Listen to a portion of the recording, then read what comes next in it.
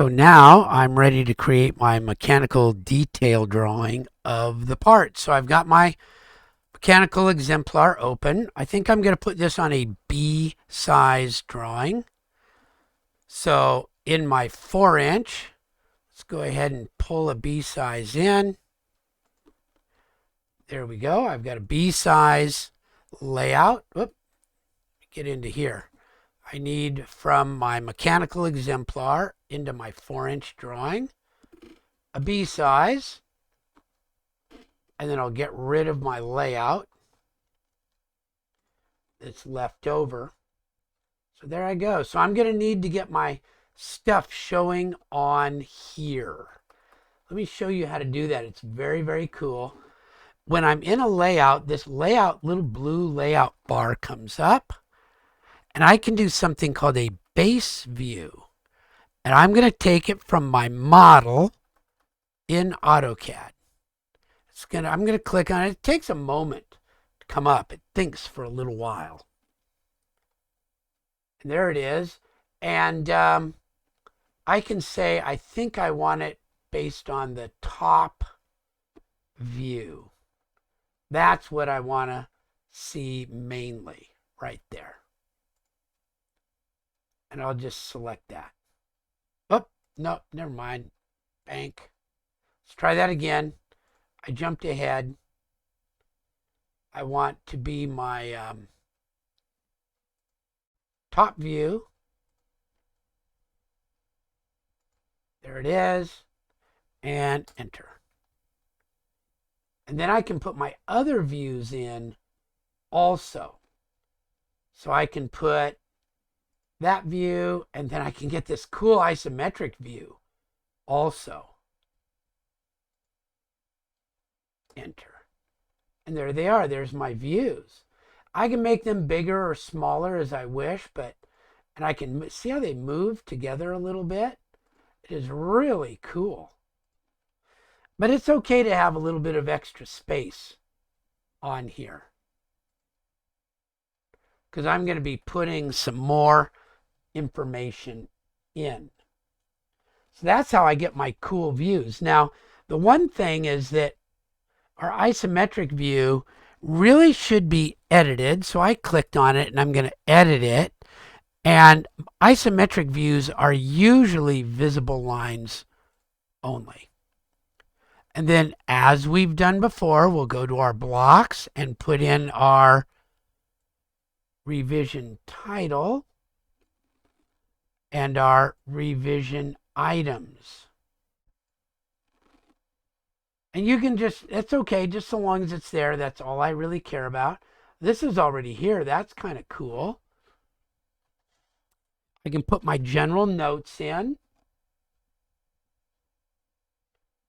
And again, I don't care that these are the correct general notes or anything like that. But see how it starts getting pretty full already. Okay, and a new one to put in is the bill of materials title and bill of materials items. And you just leave those alone. We'll talk about those in Design 302 or some other classes. So now I can go back to my Home tab, check and make sure that I'm on text or dimensions, and start putting in my dimensions. Now, since we're in 3D mode, it got a little bit complex. So I'm going to go to the annotate bar, and there they are. Here's my dimensions. And I can pick this tiny little arrow and do my diameter, because that's one that I know. Oh, I probably don't want 4 decimal places. Let's do dim styles 3 decimal places. Everything in the, I have to make sure that that's current. So let's go down and look at our dimensions and make sure that that one is current. So I clicked this tiny little arrow and did some work. There we go. That's looking pretty good.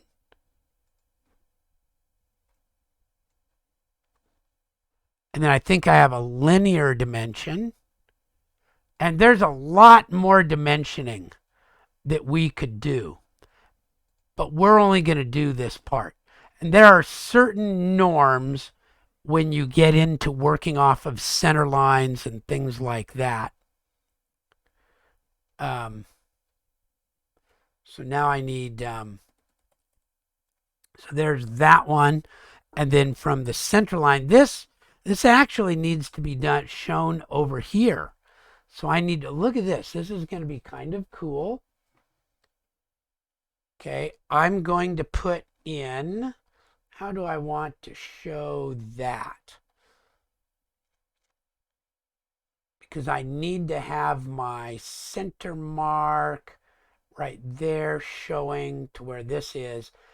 I'm going to show you, and this is actually how it's dimensioned.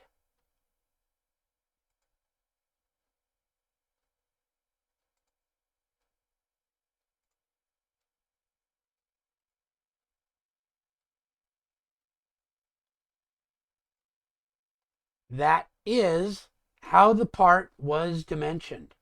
This back piece became our standard.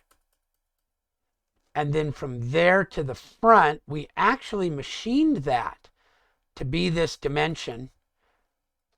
Okay, we knew where the center line was. We could pick out where that was. And then this came off of that point, and then we have one more dimension. I need to put something called a center mark on the circle, and from the base to that center mark was a very critical dimension for us. I don't actually care what you get it at.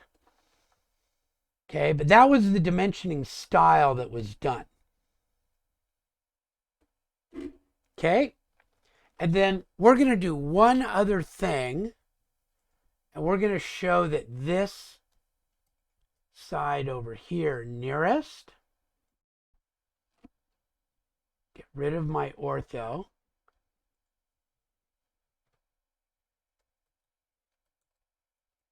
vulcanize, black EPDM to this surface,